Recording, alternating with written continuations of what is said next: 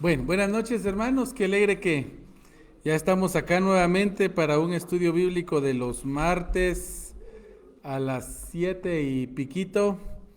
Hoy estamos tratando de empezar un poquito más cerca de las 7 porque el estudio de hoy pues tiene bastante información que es muy relevante para comprender mucho de la profecía en Ezequiel. Y vamos a recapitular algunos datos para que ustedes los tengan. Estos datos son bonitos conocerlos y entenderlos, sobre todo porque vamos a ver en el futuro la posibilidad de que muchos de los países aquí mencionados tengan algo en común. Y eso lo quiero ir platicando, pero vamos a verlo más conforme avanzan estos 4 capítulos que empiezan hoy. Así que vamos darles la bienvenida al estudio número 40. Estudio número 40 en Ezequiel 29. Y vamos a ver del 1 al 21. Y siendo hoy 21 de abril del 2026. Ya en cuenta regresiva que ya nos vamos, hermanos. Ya nos vamos. Bueno, nadie sabe la hora y el día, no creo que piensen de que estoy diciendo alguna fecha en particular, pero se ve, hermanos, que las sazones y los tiempos coinciden con mucha fuerza en esta época, así que vamos a orar y vamos a proceder a nuestro estudio. Señor Jesús, gracias te damos por la bendición de estar acá juntos, un grupo de tus hijos.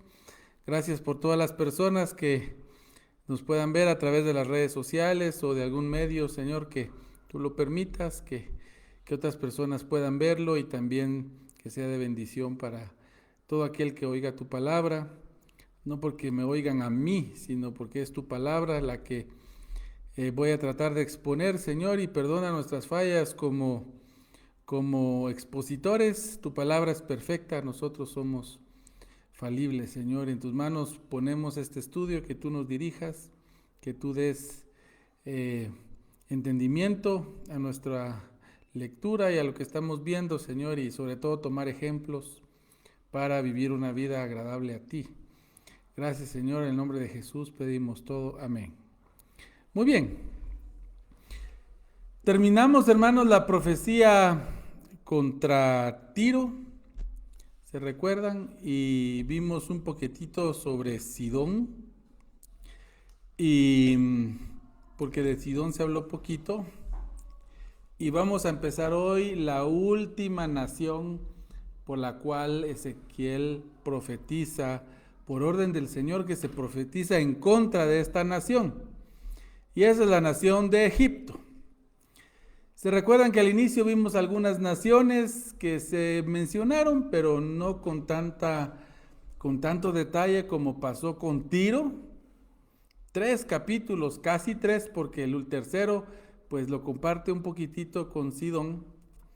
Pero hermanos, la profecía contra Egipto son 4 capítulos y se constituye la profecía más larga contra una de estas naciones. Entonces, vamos a ver hoy desde el 29 hasta el capítulo 33, vamos a ver la profecía contra Egipto, pero hoy vamos a estudiar solo el capítulo 1.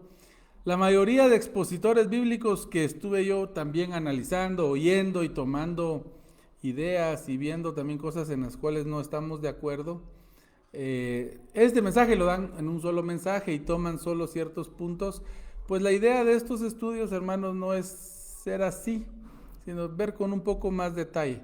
Les confieso que se puede ver con mucho detalle y llevarnos bastantes estudios, hermanos, un solo capítulo, porque pues hay bastante que ver. Pero tampoco es el propósito de este estudio tener tanto detalle. Queremos verlo, analizarlo y tomarlo lo que es más importante para nosotros. Todo lo que la Biblia tiene es importante para nosotros, pero me refiero a que es más práctico a nuestra vida como creyentes.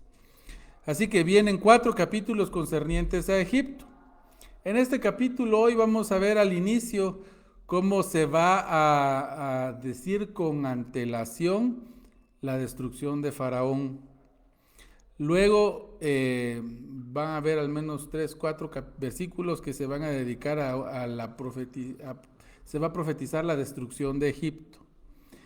Luego Dios mismo va a hablar de la restauración de Egipto, algo bien interesante de ver. Y luego vamos a ver cómo Dios revela que Egipto iba a ser entregado a Nabucodonosor. Vamos a ver ese detalle. Y el último versículo de este capítulo, hermanos, el último versículo va a hablar de una promesa de misericordia a Israel. A Israel. ¿Por qué? Bueno, vamos a verlo. Entonces, vamos a tomar eso en cuenta. Quiero que retomemos, hermanos, para que tengamos presente las naciones a las cuales Dios destacó para profetizar en su contra y que las vayamos teniendo en mente. Son 7, 8, pero realmente se mencionan de 7 maneras. ¿Se recuerdan? La primera fue Amón, luego fue Moab, pero con Moab se mencionó Seir. Se tomaron como que fuera una sola unidad. ¿Se recuerdan? Moab y Seir, dijo Moab y Seir. Realmente Seir pues ha sido parte de otras tribus de Edom en lugar de Moab. Moab y Seir, Moab y Seir. Pues la Biblia aquí lo tomó como una sola nación. Entonces Amón, Moab y Seir. Luego se recuerdan fue Edom. Luego fue Filistea. Luego Tiro. Y se recuerdan de que después fue Sidón. Y por último vamos a ver hoy Egipto. 7 naciones, 8 si quisieran ustedes separar a Moab de Seir. Pero en la Biblia se mencionaron juntas, así que lo tomamos como juntas. Muy bien, dice así el versículo 1 del capítulo 29. En el año 10º, en el mes 10º, a los 12 días del mes vino a mí palabra de Jehová diciendo. Para tener una idea, hermanos, este mes 10º a los 12 días es el día 12 del 12º año, del 10º, no es 12º, es el 10º año, del reinado de Sedequías. Recuérdense, hermanos, que aquí el conteo es en base al reinado de Sedequías. Para ponerlo en nuestra medición de los años, podríamos decir que fue en enero del año 586 antes de Cristo. Enero del 586 antes de Cristo. Acuérdense que aquí al 10º mes no se refiere al 10º mes del calendario hebreo, sino del conteo desde el rey de Jerusalén, de Israel, el rey de Judá. Entonces es el 10º año, el día 12 del 10º mes del 10º año. Entonces, para que nos situemos, esto, hermanos, es aproximadamente 7 meses antes de la caída de Jerusalén. Tomen ustedes en cuenta esto porque eso sí está bien claro y coincidimos tanto el conteo que han hecho estudiosos cristianos como los que han hecho estudiosos rabinos y judíos y historiadores, coinciden en estas fechas. O sea, no hay mucho que discutir al respecto. Muy bien, así que esta profecía se va a dar en el momento exacto, según se entiende, en el que Egipto viene al socorro de Jerusalén. Esta profecía, hermanos, se da en el momento exacto en el que ya Sedequías no aguanta. Recuérdense que en este momento de lo que está pasando, Nabucodonosor está ahí no bombardeando con bombas, ¿verdad? Pero con piedras y tratando de destruir las murallas de Jerusalén e invadir. Y ya están por quebrar, ya el país ya no logra detenerse y ya el grito de auxilio, Así que en este momento Faraón decide empezar ir hacia Jerusalén en auxilio de Judá. Eso está pasando en este momentito que Ezequiel va a dar la profecía. Ahora, solo para que ustedes sepan qué pasó. Allá en Jeremías 37:5 dice: y cuando el ejército de Faraón había salido de Egipto, y llegó noticia de ellos a oídos de los caldeos que tenían sitiada Jerusalén, se retiraron de Jerusalén. Les dio miedo a los caldeos por un momento, pararon, porque se enteraron que el ejército de Egipto venía. Hermanos, Egipto, a pesar de ya no ser una potencia de dominio mundial, seguía siendo una potencia importante. O sea, al punto de que Nabucodonosor tambaleó y paró y se empezó a preparar de hacerle frente a Egipto. Lastimosamente, hermanos, y ustedes lo pueden ver ustedes ahí en el estudio, en la lectura bíblica, cuando Faraón iba en camino, se arrepintió, dio la vuelta y regresó a Egipto. No se sabe exactamente qué pasó. Parece de que fue un grito de auxilio que le pidió un gran amigo de él, que vamos a ver más adelante. Pero el problema fue, hermanos, de que Egipto nunca llegó, así como había prometido, a ir a auxiliar a Jerusalén. Esos son datos muy importantes de tener en mente, porque aquí está la causa por la cual Dios va a tener pleito con ellos. Aquí está. Y se los digo para que ya lo vayan teniendo. Aquí está la causa, hermanos, por la cual Dios va a tener pleito contra Egipto, que le dijo a Judá: pelea contra Nabucodonosor, que nosotros vamos a apoyarte, vamos a ir a dar la cara por ustedes. Entonces Ezequías estaba confiado en que si iba a haber invasión, Egipto iba a defenderlos. Egipto efectivamente empezó. Eso le dio un poquito de tiempo a Ezequías de reorganizarse, posiblemente reestructurar su ejército, y con eso, hermanos, pudo hacer frente otros 7 meses. Pero Egipto nunca llegó. ¿Nunca llegó? Bueno. Dice versículo 2: hijo de hombre, pon tu rostro contra Faraón, rey de Egipto, y profetiza contra él y contra todo Egipto. La profecía en este momento va dirigida contra Faraón. Y vamos a ver cómo Dios compara a Egipto y a Faraón con unos símiles muy entendibles en la época y para los egipcios, sobre todo para los israelitas también. Va a comparar a hermanos a Egipto, al río Nilo, y va a comparar a Faraón a un cocodrilo gigante. Nuestras traducciones dicen que a un dragón, pero realmente es a un cocodrilo. Veamos acá. 3. Habla y di: así ha dicho Jehová el Señor, he aquí, yo estoy contra ti, Faraón, rey de Egipto, el gran dragón que yace en medio de sus ríos, el cual dijo: mío es el Nilo, pues yo lo hice. Entonces entendamos acá, hermanos, esta comparación que Dios está haciendo. No es que Faraón dijo: mío es el Nilo, yo hice el Nilo. Está hablando de Egipto. Él está hablando de la gran grandeza que tenía Egipto y que Faraón se la atribuye a su gran inteligencia, a su habilidad. ¿Verdad eso? Entonces Dios está comparando a un gran cocodrilo, dragón dicen nuestras traducciones, pero se refiere a un cocodrilo. ¿Por qué, hermanos? El río Nilo era famoso por la gran cantidad de cocodrilos que hay en sus aguas, gran cantidad.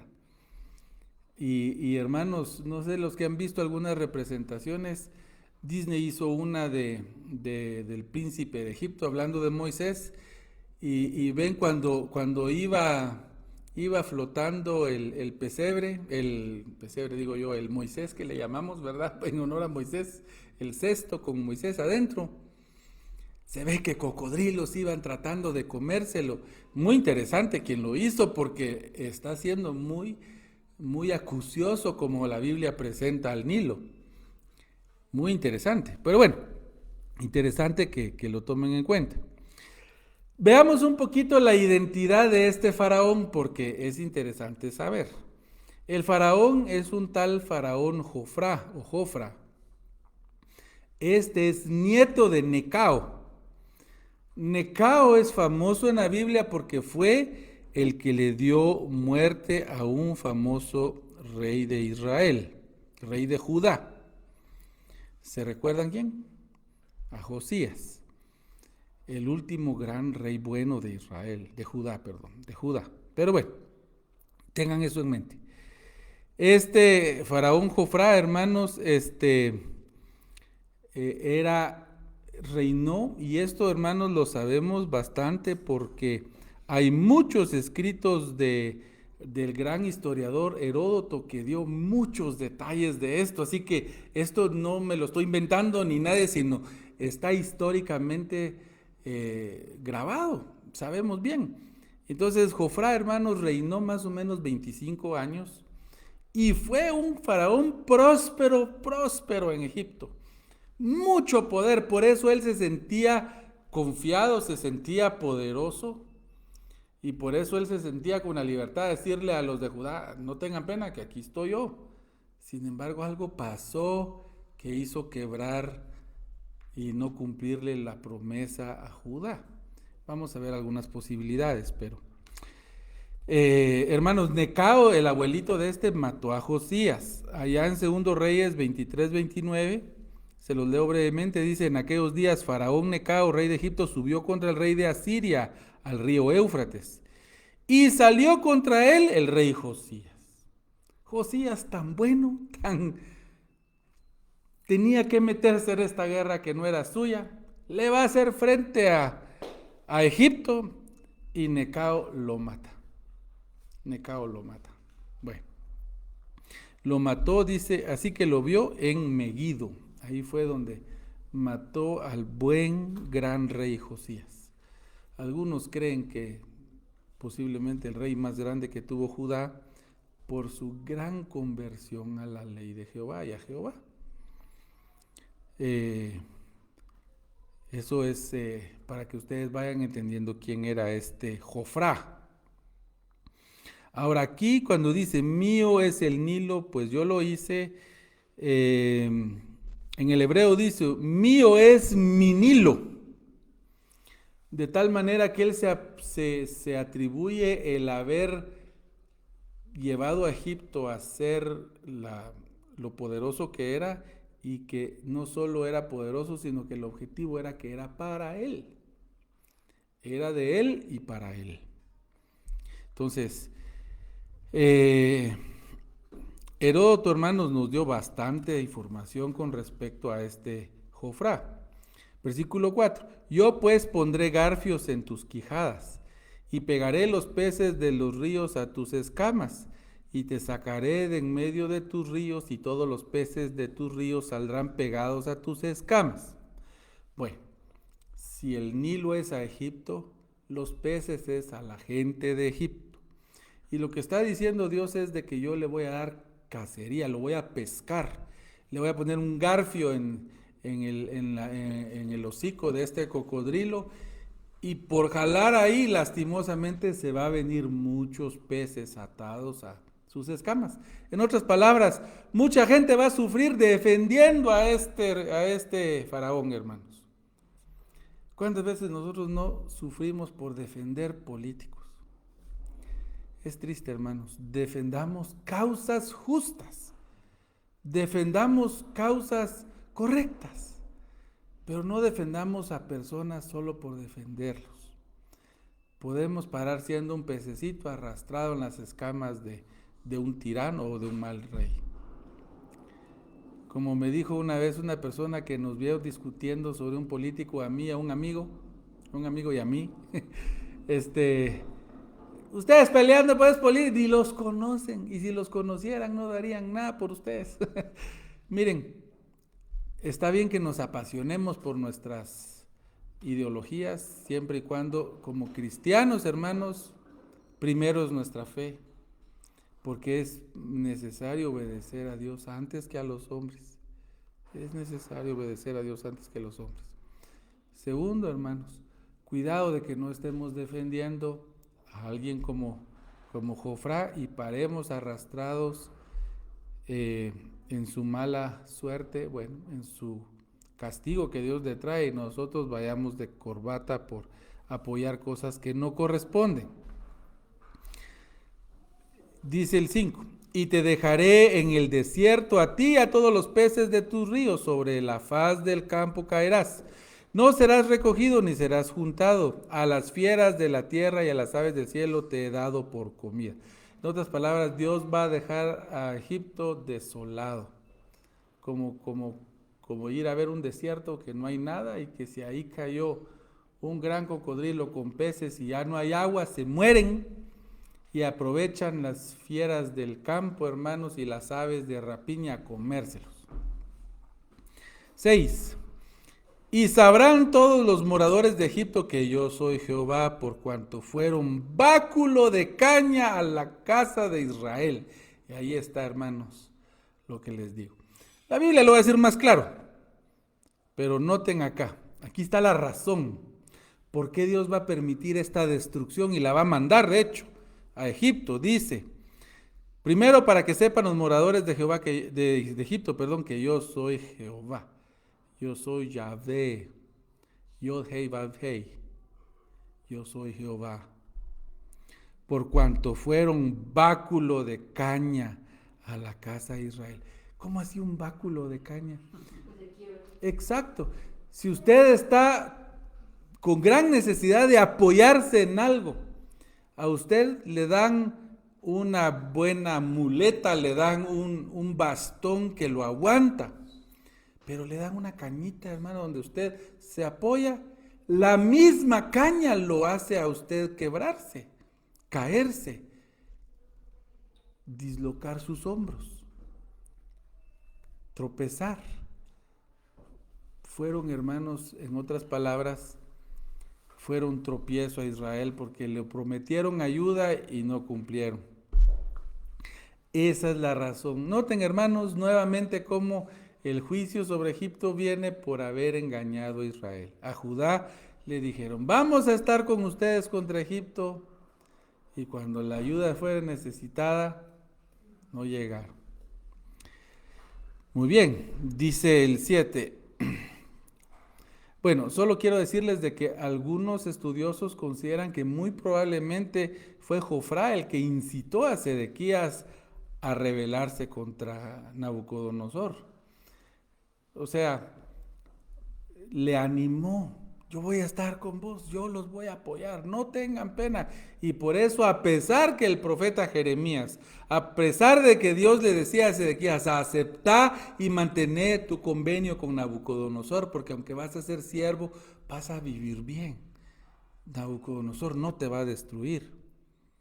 Pero no, él se empecinó a que tenía el apoyo del fuerte del sur de Egipto.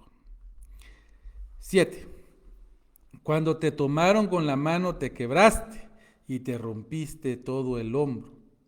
Y les rompiste todo el hombro. Y cuando se apoyaron en ti te quebraste y les rompiste sus lomos enteramente. Por tu culpa, Judá está pagando esa confianza. Hermanos, por toda la Biblia vemos que Egipto siempre representa a quienes no hay que regresar, en quienes no hay que poner nuestra esperanza, los que tienen una gran apariencia de poder terrenal. Y Dios nunca quiso que Israel regresara a apoyarse en Egipto, ni regresara a Egipto. Egipto, hermanos, para el cristiano también representa que el cristiano regrese al mundo.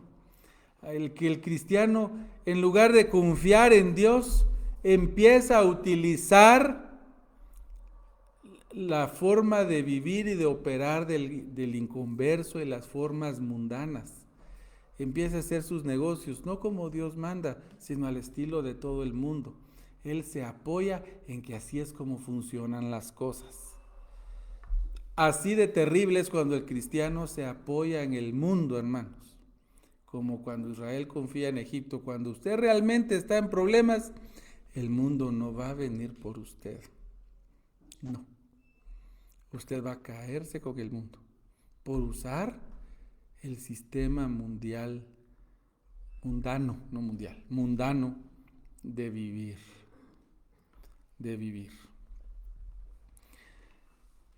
Por tanto, dice el 8, así ha dicho Jehová el Señor, he aquí que yo traigo contra ti espada y cortaré de ti hombres y bestias. Por tanto, por esto que hicieron, de no cumplirle a mi pueblo Judá lo que dijeron. Fíjense, hermanos, que Dios tiene pelea contra Judá por no haber obedecido, porque Dios ya sabía esto. Aparte, Dios no quería que recibieran ayuda de Egipto. Pero Egipto creo que hubiera sido visto de diferente manera por el Señor si Egipto hubiera de verdad llegado a ayudar a Judá. Es muy probable que Dios hubiese tenido una forma muy diferente de tratarlos, si ellos hubieran cumplido su palabra a Sedequías y a Judá. Muy bien, dice el 9, y la tierra de Egipto será asolada y desierta, y sabrán que yo soy Jehová, por cuanto dijo, el Nilo es mío y yo lo hice. Y es que Dios está apuntando en estos versículos al orgullo de Faraón. El orgullo de Faraón iba a ser quebrado, como vamos a ver. 10. Por tanto, he aquí que yo estoy contra ti y contra tus ríos, y pondré la tierra de Egipto en desolación, en la soledad del desierto, desde Migdol hasta Sebene, hasta el límite de Etiopía. Entonces, en otras palabras, toda la tierra de Egipto iba a ser desolada. Si ustedes son más acuciosos y quieren saber qué es Migdol, bueno, Migdol es una palabra hebrea que significa torre o fortaleza. Esta torre, hermanos, se encontraba cerca del delta del Nilo, o es una región que hoy se le llama la región del Suez. Y se le llama delta, hermanos, porque si ustedes ven en el mapa de Egipto, y van a ver que el Nilo va en dirección al Mediterráneo para desembocar, se rompen muchos bracitos como una mano, pero sus dos principales hacen como un triangulito invertido. Así es como se ve la letra delta mayúscula. La delta que parece una G al revés, en griego, ¿verdad?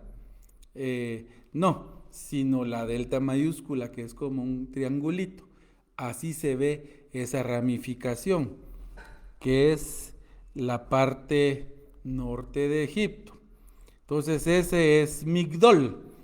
¿Y qué es entonces Sebene? Bueno, Sebene es una ciudad que actualmente se llama Asuán y es la ciudad más meridional de Egipto. ¿Meridional? ¿Qué quiere decir meridional? Meridional, lo más al sur. Eso significa meridional, lo más al sur. Pues si ustedes quieren aprender también la forma en la que se referían los puntos. Entonces, la ciudad más al sur, más meridional de Egipto, era Sebene en ese tiempo. Entonces, y esta era la que colindaba con Cus, que en ese tiempo era Etiopía y Nubia, que eran reinos que estaban al sur de Egipto. Esto es como cuando Dios habla de Israel y quiere hablar de todo el territorio de Israel. Dicen, desde Dan hasta Beerseba. Desde Dan hasta Beerseba, dicen, ¿verdad? ¿Qué quiere decir Dan hasta Beerseba? Esto, de todo Israel. Dan, hermanos, era la ciudad que colindaba más al norte y sus bases estaban en el asiento del monte Hermón, más o menos donde nace el río Jordán, hasta allá al norte. Hoy es una parte que colinda con Siria y Líbano.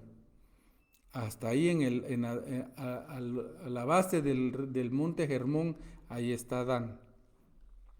hasta Beerseba, y esa ciudad Beerseba está hasta hoy, que es la ciudad más al sur en el desierto del Negev en este tiempo. Hoy la ciudad más al sur es Elat, pero en ese tiempo la ciudad habitada más al sur era Beerseba. Y esa, hermanos, pues estuvo en Judá, pero a la distribución, hermanos, de las tribus estuvo sobre Simeón, porque Simeón era una islita en medio de Judá, grandote, ahí, pero después se volvió todo Judá, solo para que ustedes tengan referencias. Entonces, ¿cómo se diría norte entonces? Septentrional. Septentrional sería lo más al norte, meridional lo más al sur. Entonces, esa parte, hermanos, del norte de Egipto se le llama el Bajo Egipto, porque es la parte más baja, no montañosa.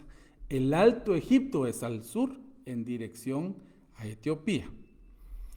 Eso es importante por lo que vamos a ver adelante. 11. No pasará por ella pie de hombre ni pie de animal pasará por ella, ni será habitada por 40 años. O sea, la desolación será por 40 años.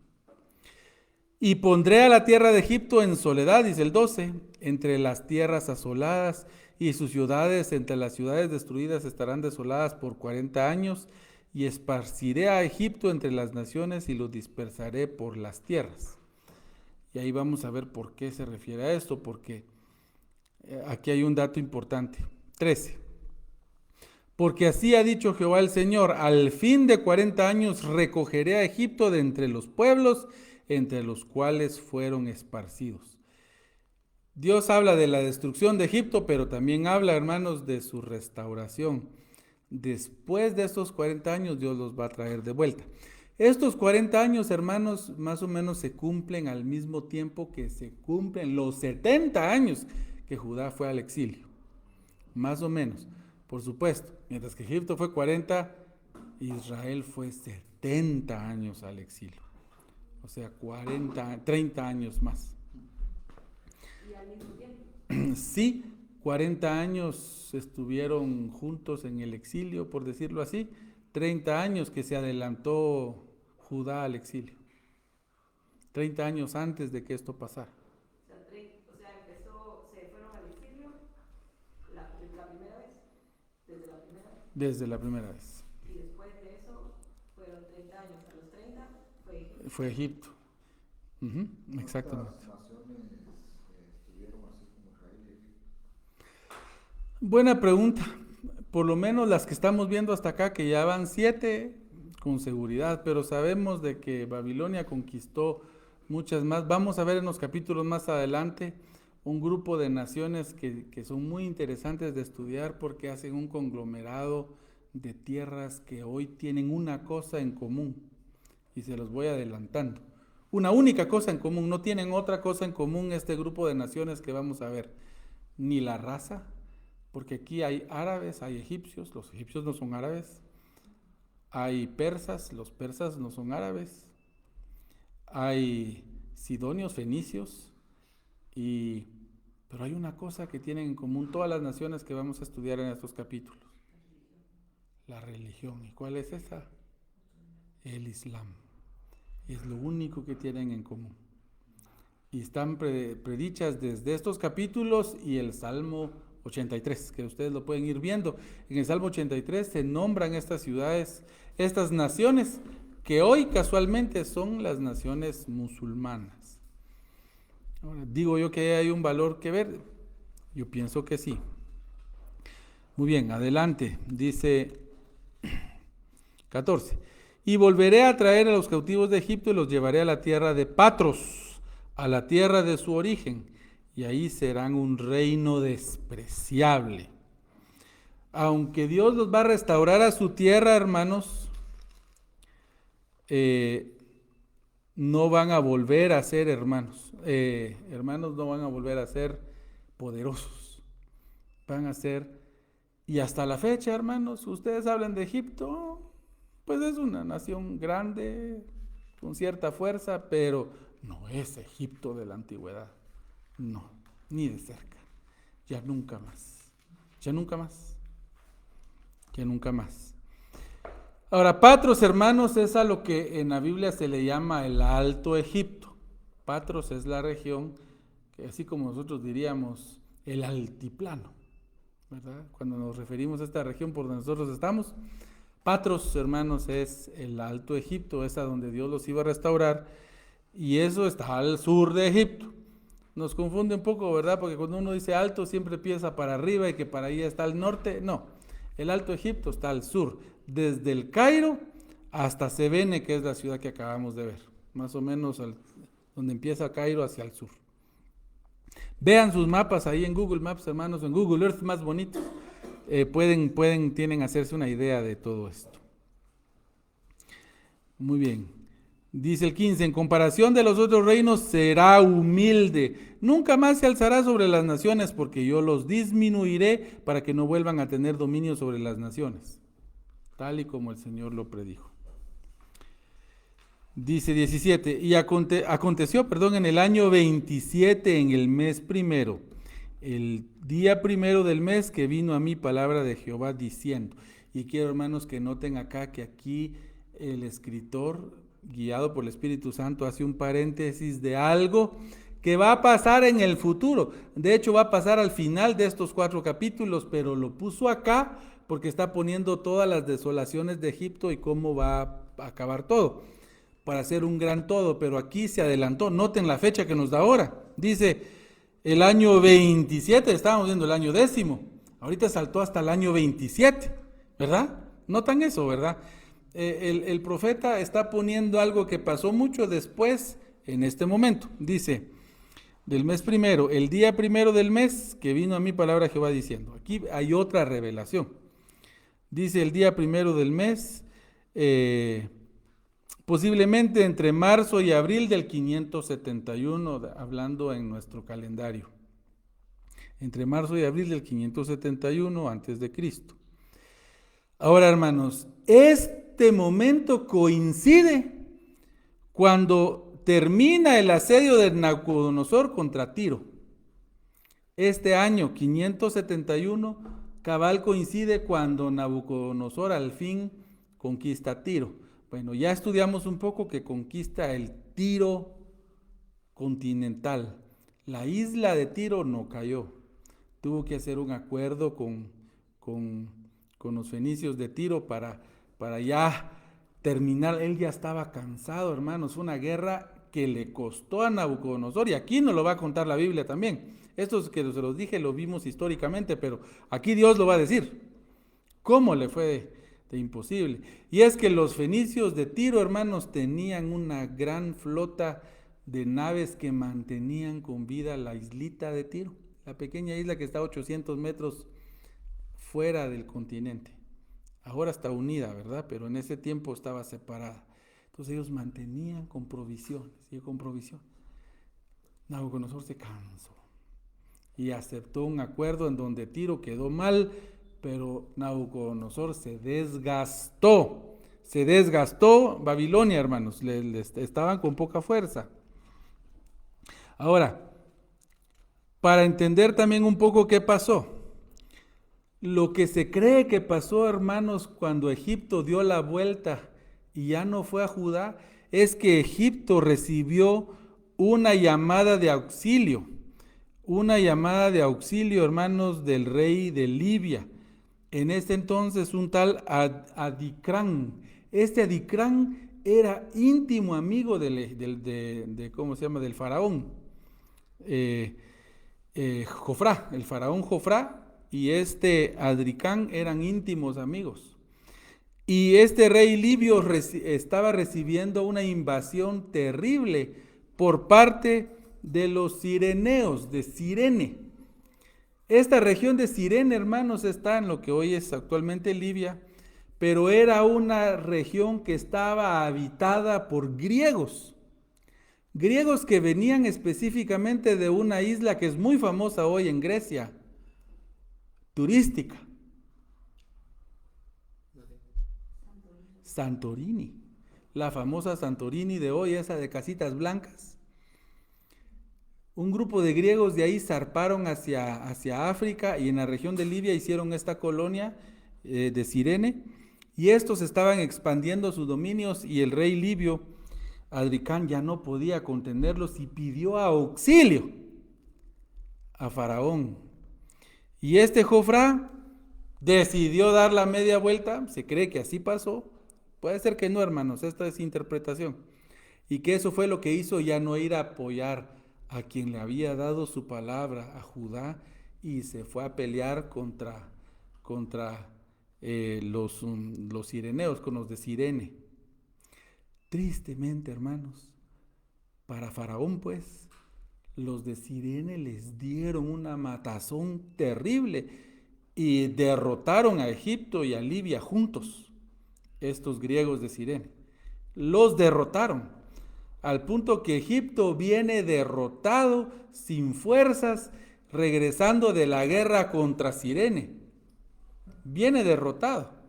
Y les doy este contexto porque esto les va a hacer entender por qué pasa esto que viene a continuación. 18.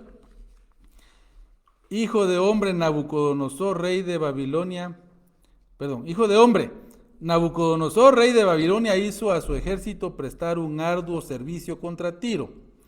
Toda cabeza ha quedado calva y toda espada desollada, y ni para él ni para su ejército hubo paga de Tiro por el servicio que prestó contra ella. Miren, hermanos, cómo quedó Nabucodonosor. Dice, todo el ejército quedó calvo y con la espalda desollada. En otras palabras, se desgastaron, se envejecieron, se encorvaron, ya no pudieron contra Tiro, así. O sea, destruyeron, pero no pudieron hacer como con todas las demás. Así que aunque hubo victoria por parte de Nabucodonosor, dice que no hubo paga por el servicio que hizo contra Tiro. ¿A quién le hizo este servicio Nabucodonosor? A Dios, hermanos. Imagínense, hermanos, Nabucodonosor estaba haciéndole un servicio a Dios. Ahora entendamos, hermanos, que Nabucodonosor no era un hombre que estaba en comunión con Dios y que Dios... No, Dios está usando esto que Nabucodonosor usó para sus propios fines.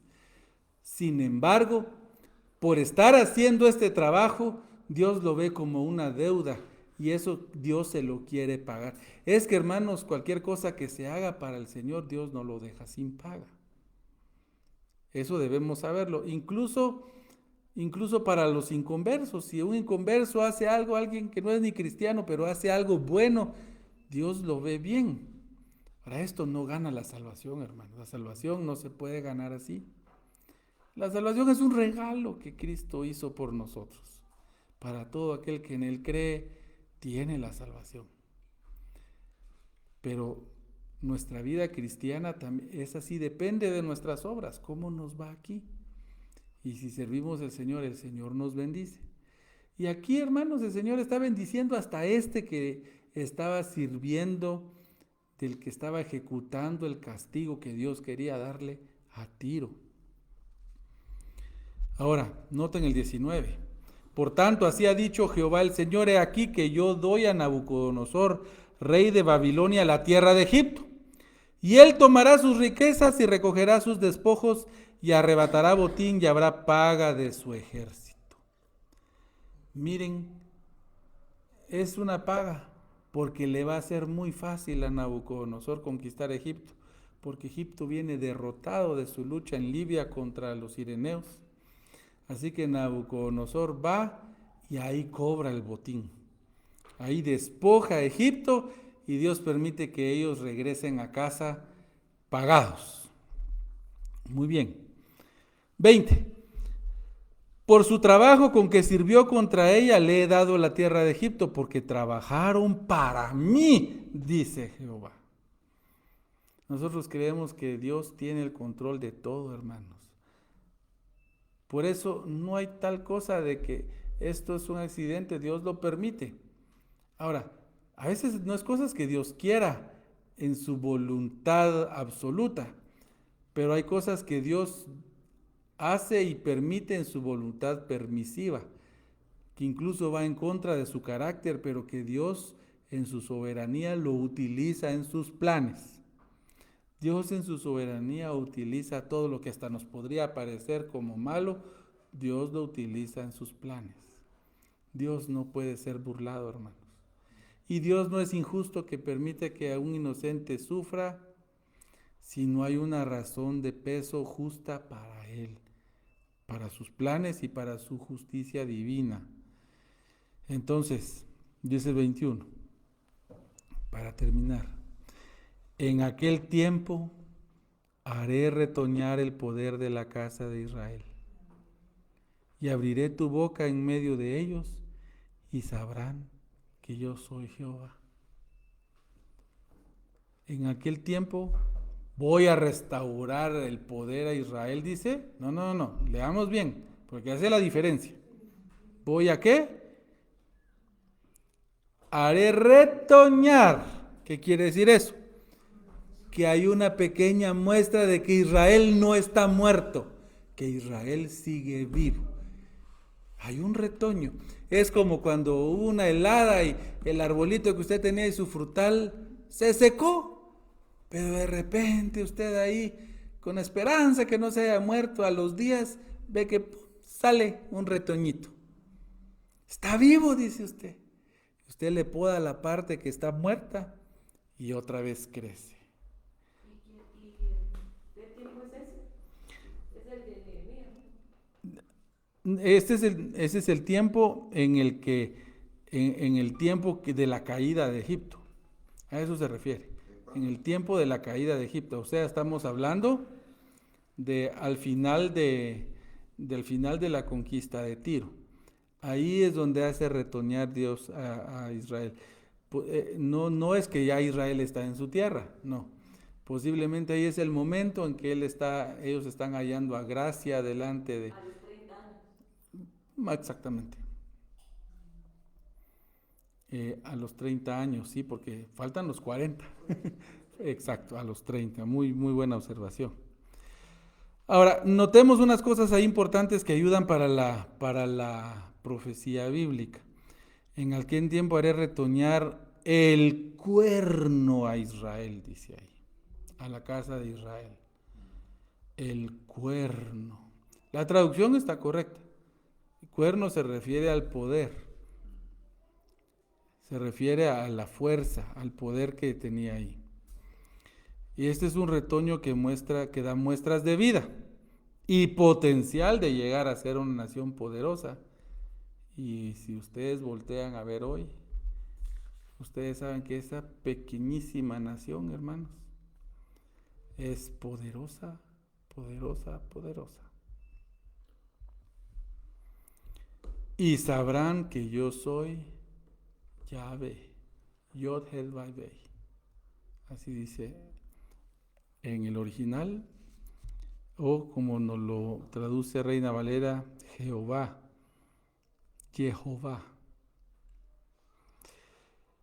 Bueno, hermanos, espero que este capítulo sea de bendición para ustedes y puedan notar el control que Dios tiene sobre los tiempos, sobre las naciones, y también puedan ver cómo el castigo a Egipto también fue el haberle prometido ayuda a su pueblo y a la mera hora no darlo. Hermanos, aunque haya sido llamado de un amigo, él ya tenía un compromiso y estos ya estaban a punto de perder. Él tenía que cumplir su compromiso hecho por ellos antes. Posiblemente la historia hubiera sido diferente. Posiblemente. De hecho, hubiera sido diferente. Me refiero a que tal vez la destrucción no hubiese sido tan fuerte en relación a lo que pasó. Así que, bueno, los invitamos. Faltan otros 3 capítulos sobre la destrucción de Egipto, muy interesantes, y vamos a ver otros detalles sobre las naciones en las cuales el Señor menciona en estos capítulos, mientras nos vamos preparando para la gran sección de la restauración de Israel que empieza en el 34, restauración de Israel, y por supuesto los últimos capítulos que ya van a hablar de Israel en el tiempo milenial, y eso ya es futuro incluso a nosotros. Así que el Señor los bendiga, hermanos. Vamos a dar acá algunos saludos a Hermana Mercedes Herrera, gracias tía Mercedes, Dios te bendiga, muy buenas noches. Alan McDougall, estamos bien hermano Alan. God bless you hermano Alan. God bless you. Thank you for being with us. También saludos a Jockey. Ay, qué gusto saludarte Jockey de García. Es tía Jocabed. Que el Señor te bendiga. Gracias por estar sintonizando. Saludos a mi señora madre. También gracias por sus palabras, mi madre. Saludos a Javes Gallego también. Muchas gracias por las palabras. Y Karen Monzón, aquí sigue tu silla esperándote a ver cuándo nos visitas. Que el Señor les bendiga. Gracias a los que solo dejaron ahí algún me gusta. Gracias también por sintonizar. Espero que puedan unirse el próximo martes, que nos toca el capítulo 30. Así que nos vemos ahí. Muy buenas noches.